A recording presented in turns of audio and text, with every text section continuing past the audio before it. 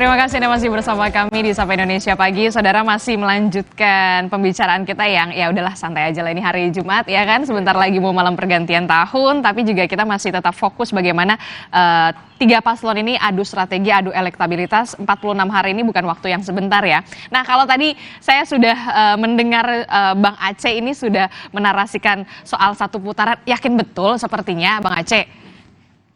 Ya, harus yakin dong. Karena kan kita ingin bahwa kalau satu putaran tentu membuat pemilu ini menjadi lebih efisien ya. Karena tidak sedikit uang yang harus dikeluarkan anggaran negara untuk kepentingan pemilu. Termasuk biaya politik ya? Termasuk juga biaya politik. Yang kedua, kita juga harus berpikir tentang bahwa mesti ada kepastian politik ya. Bagi masyarakat terutama dunia usaha dan lain-lain tentang bagaimana Indonesia ke depan. Nah, tapi tentu kami sekali lagi, kami tidak ingin jumawa. Ini saya kira narasi soal satu putaran pun juga sesungguhnya bukan hanya disampaikan oleh kami, tetapi juga disampaikan oleh yang lain. Nah, sebagai target tentu saya kira kita sah-sah saja. Tadi kita melihat hasil survei indikator politik Indonesia menyebutkan bahwa kita sudah pada level 46,9%, which is ini sesuatu yang sangat positif, walaupun tentu ini bisa minus, bisa plus karena dalam batas margin error. Namun ya tentu kami masih harus genjot, ya kami upayakan agar tren kenaikan, kita kan melihat survei ini kan harus dilihat dari trennya, kecenderungannya, dan masih 46 hari lagi ke depan. Apapun bisa terjadi, tentu kami menahan agar tren yang positif ini harus kita dorong sedemikian rupa dengan sekali lagi menawarkan program-program yang memang bisa menyentuh hati masyarakat. Sekali lagi, narasi yang akan kami buat ke depan, kami tidak akan menyindir atau menyerang. Kalau Pak Prabowo sampaikan, beliau menyampaikan sudah senyumin saja. Kalau memang ada hal-hal yang toh masyarakat juga akan melihat. Biar masyarakat yang menilai begitu ya. Iya, biar masyarakat. Tapi begini Bang Aceh, apa yang kemudian membuat pihak Anda begitu yakin betul ini satu putaran? Begini, pertama dari sejak awal kami yakin betul bahwa Prabowo Gibran adalah capres yang dari sejak awal menarasikan pelanjut Presiden Jokowi. Ya, yang per hari ini tingkat kepuasan publik terhadap kinerja Presiden Jokowi itu di atas 75%. Dan ini yang tentu harus kami sampaikan kepada publik gitu ya. Jadi kami tidak malu-malu dan tidak ragu-ragu untuk mengatakan bahwa narasi soal melanjutkan apa yang telah diletakkan oleh Presiden Jokowi itu akan terus kami sempurnakan melalui kampanye-kampanye kami. Dan kami yakin bahwa dengan narasi tersebut masyarakat akan lebih simpati. Kenapa? Karena masyarakat menjadi merasakan kepuasan dengan tingkat kepuasan publik yang sangat tinggi gitu loh. Nah, jadi bukan tanpa alasan, di samping tentu mentransfer atau menyampaikan kepada publik tentang apa yang dirasakan oleh masyarakat terkait dengan kepuasan kinerja Presiden Jokowi, ini harus sampai kepada masyarakat bahwa Prabowo Mas Gibran adalah capres-cawapres yang memang memiliki upaya untuk meneruskan dan melanjutkan apa yang telah dilakukan oleh Presiden Jokowi. Di samping tentu kami akan terus mendorong supaya gagasan-gagasan yang terbaru seperti misalnya makan siang gratis, pemberian susu gratis dan lain sebagainya, itu adalah bagian yang mendorong ke arah simpati masyarakat akan bisa kami raih. Gitu. Oke, Mas Zul, yang mengusung perubahan kalau mengusung melanjutkan ya ini narasinya yakin betul bisa bisa dikatakan laku lah di publik. Nah, kalau yang mengusung perubahan sendiri bagaimana? Ya, jadi ada dua aspek atau dua faktor yang membuat saya berpikir bahwa narasi satu putaran ini adalah narasi yang kurang masuk akal gitu ya. Kenapa tidak masuk akal? Pertama mengenai upaya untuk menghemat pembiayaan pilpres yang katanya bisa menghemat sebesar 70%. Kalau kita, Kang Aceh, kalau kita mau menghemat, IKN itu dibatalkan aja, ya kan? Atau rencana memberi makan gratis, makan siang gratis 450 triliun per tahun itu dipertimbangkan kembali gitu. Kenapa memang Itu jumlahnya terlalu begitu besar, tidak sebanding sama yang 17 triliun tadi untuk melakukan prosedur demokrasi yang benar gitu. Terus yang kedua, kalau kita lihat ya data empirik, posisi Pak Jokowi lalu kemudian popularitas Pak Prabowo ini belum bisa menandingi apa yang dicapai Pak SBY di periode kedua dia ketika dia berhasil menang landslide 1 putaran, ya kan, padahal ada 3 kontestan pada saat itu. Iya, betul. Nah, tadi Kang Aceh mengatakan bahwa tingkat kepuasan Pak Jokowi itu lagi tinggi. Tapi sebenarnya kita harus bisa membedakan mana tingkat kepuasan publik, mana tingkat ketidakbahagiaan publik dengan kondisi-kondisi ekonomi. Yang kalau kita lihat datanya itu cukup tinggi juga gitu. Jadi kita tidak bisa mengkonversi tingkat kepuasan terhadap performance Pak Jokowi ke tingkat elektoral Prabowo Gibran gitu. Jadi kita harus hati-hati. Jadi saya melihat bahwa narasi 1 putaran ini adalah seperti tadi Bang Ciko bilang, adalah sebuah propaganda. Dia hanya akan terjadi ketika ada extraordinary events dalam bentuk intervensi yang kemudian dijustifikasi melalui instrumen-instrumen survei gitu, ya kan. Jadi kita harus hati-hati di sini gitu supaya masyarakat itu tidak dirugikan oleh narasi-narasi yang akhirnya membuat proses demokrasi itu jadi cacat. Mas Ciko, Anda sepakat dengan Mas Zul? Anda mengatakan tadi propaganda. Kenapa Anda mengatakan propaganda? Ya, ini kan kita semua sedang berpropaganda tentunya, tapi kan propaganda yang kita lakukan. Harusnya propaganda yang positif dong. Propaganda yang kita lakukan ini kan berbeda-beda ya. Kami ingin dalam propaganda kami ingin menekankan bahwa Pak Ganjar ini mempunyai kedekatan dengan rakyat, lahir dari rahim rakyat, ya kan, berangkat dari orang miskin dan sukses. Begitu juga Pak Mahfud, sehingga kedekatannya dengan rakyat itu bisa dipertanggungjawabkan dalam artian juga mereka mengerti betul apa yang menjadi penderitaan rakyat, bagaimana rakyat untuk mencapai suatu titik itu apa yang harus diberikan pada rakyat. Itu satu. Nah, propaganda yang lain kan bisa juga menggunakan hasil survei dan menyatakan terus-menerus menarasikan bahwa 1 putaran sehingga rakyat percaya 1 putaran, bahwa ini adalah penghematan dan lain-lain. Itu juga propaganda. Nah tapi itu yang dilakukan oleh Pak Prabowo dan Gibran. Nah, tapi pada prinsipnya tentu kami bertiga nih, Mas Aceh maupun Bang Zul itu kan sepakat bahwa kita tidak ingin menang survei. Betul. Kita ingin menang pemilu, ya kan? Menang yang sesungguhnya. Karena sudah terbukti di beberapa pemilu, ada yang menang survei, 16 survei memenangkan di 2014 Pak Prabowo Hatta, tapi ternyata kalah. Ya kan? Dalam Pilkada DKI misalnya, Pak Anies selalu menjadi nomor urut 3 gitu di dalam survei antara Pak Ahok dan AHY, tapi akhirnya yang menang Pak Anies kan gitu. Nah ini masyarakat juga harus ingat itu semua, dan saya rasa masyarakat juga udah nggak bodoh lah, yang masyarakat ini cerdas lah. Tapi Mas Ciko melihat masuk akal nggak sih 1 putaran atau 2 putaran ini? 1 putaran aja? 1 putaran masuk akal kalau Pak Ganjar dan Pak Mahfud yang menang, tapi pada prinsipnya enggak, gitu. Kita serius deh. Trennya termasuk tren dari apa yang kami lakukan survei-survei di internal sampai saat ini masih 2 putaran. Nah, tapi putaran. Kembali tadi dikatakan kan Litbang Kompas kan masih ada 20 sekian persen undecided voters yang swing pun sekitar kalau nggak salah 30-an%. Jadi hampir 50% masih ada ceruk suara yang masih bisa diperebutkan kalau kita mau melihat Litbang Kompas dan percaya itu 100%. Nah, intinya ini masih open untuk siapa aja untuk memenangkan kontestasi, tetapi tentunya gerak-gerak langsung terhadap di akar rumput itu yang paling penting.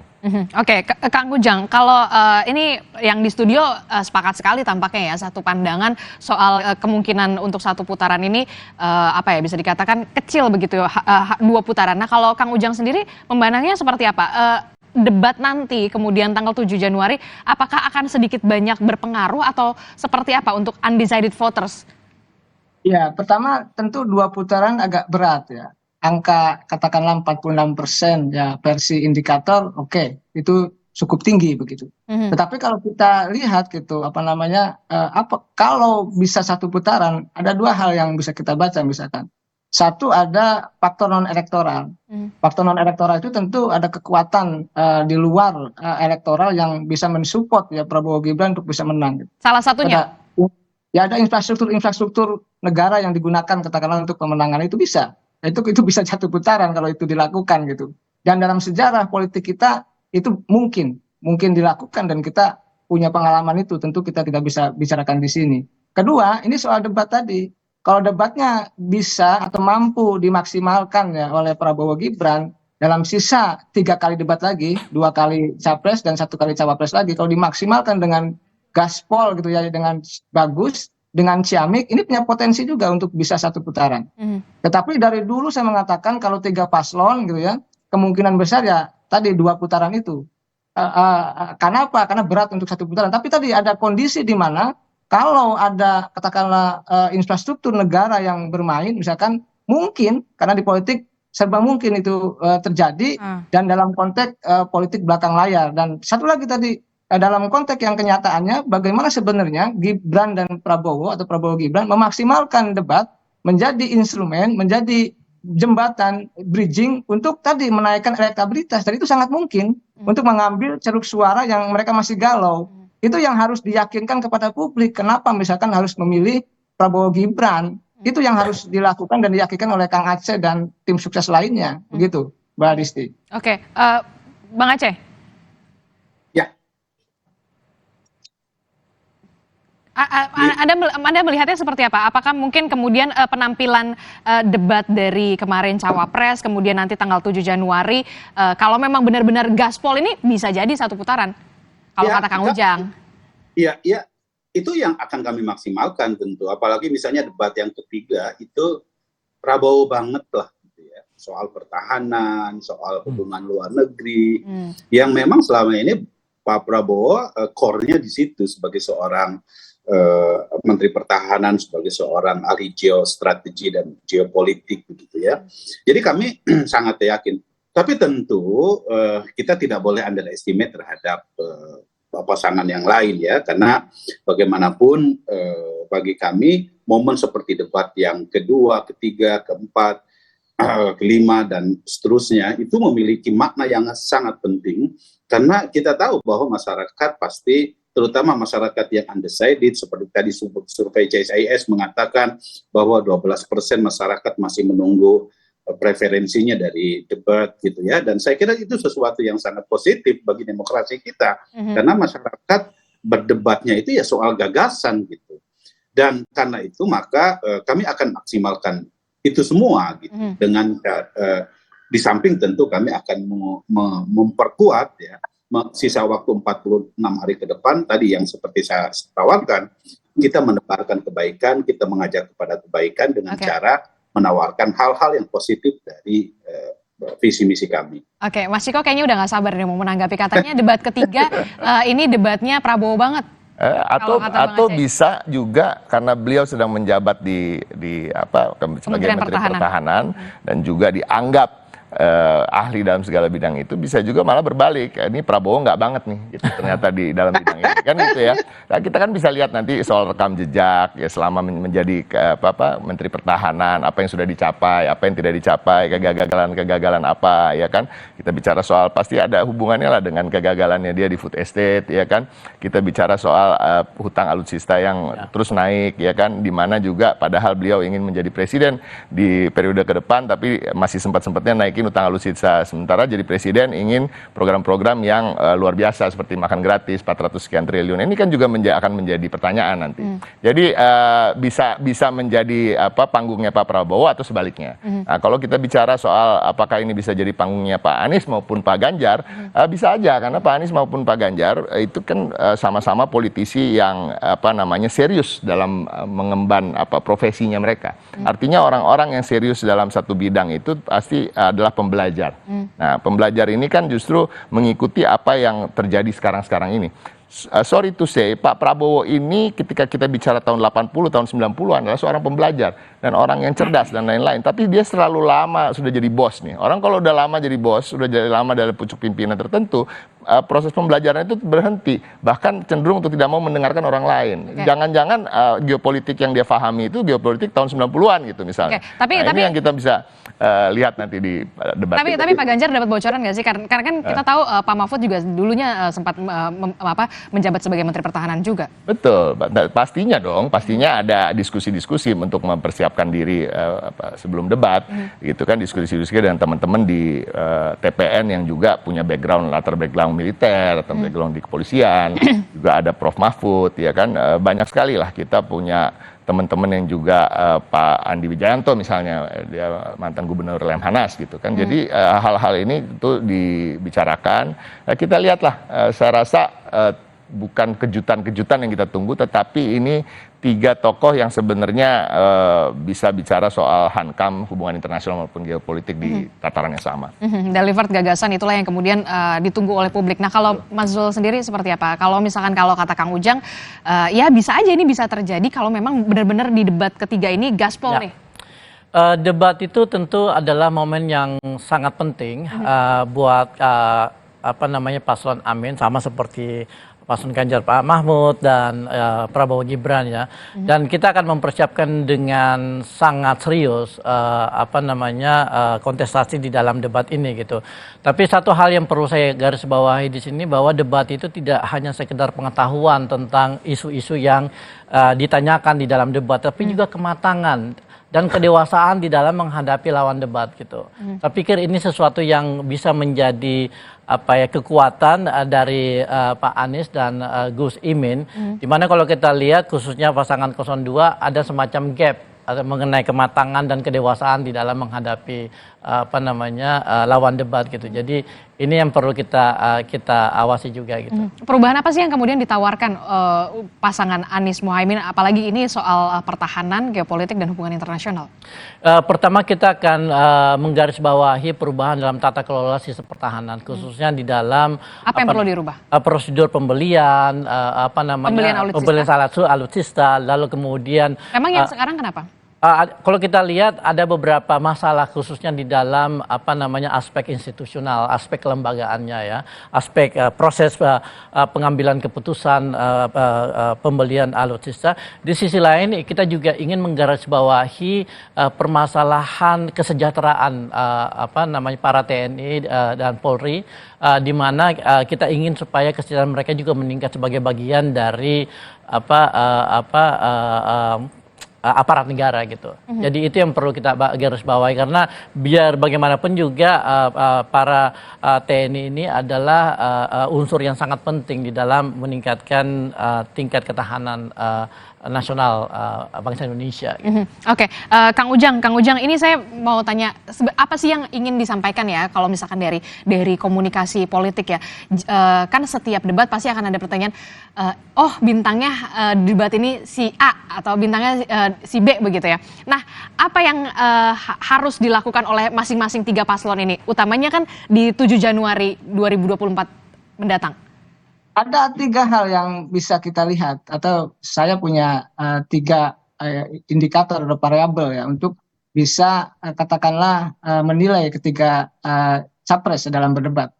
Nah, pertama itu soal penguasaan materi.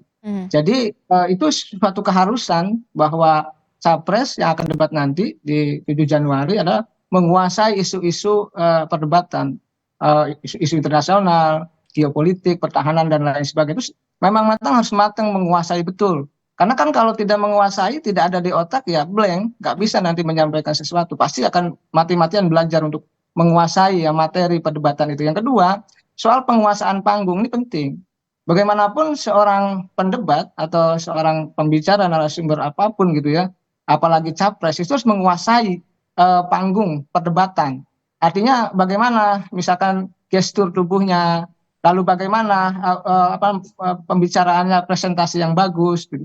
Bagaimana melihat audiens. Yang ketiga yaitu mampu memprediksi pertanyaan-pertanyaan dari moderator maupun dari lawan debat. Ini penting. Kan biasanya sudah mendeteksi itu, sudah punya insting. Wah, pertanyaannya dari Pak Anies itu kemana nih kira-kira arahnya? Atau dari Pak Ganjar itu kemana? Lalu dari Pak Prabowo kemana? Itu biasanya ditebak itu oleh para tim sukses itu bahwa pertanyaannya ke sini nih arahnya kemungkinan. Kan melihat kan biasanya pertanyaan itu mengarah pada sisi lemah atau sisi kekurangan dari capres yang ada. Itu pasti masuk ke situ. Oleh karena itu ya 3 hal itu yang bisa saya sampaikan untuk melihat, mengukur ya bagaimana capres ketika debat nanti tadi bagus atau tidak dilihat oleh publik. Oke, kalau pasti kan setiap debat ini kita melihat ada saling sanggah, kemudian ada saling bertanya begitu, termasuk juga siapa yang kemudian bertahan begitu. Nah, seberapa pengaruhkah kemudian hal-hal semacam ini mempengaruhi elektabilitas dari capres dan juga cawapres ini?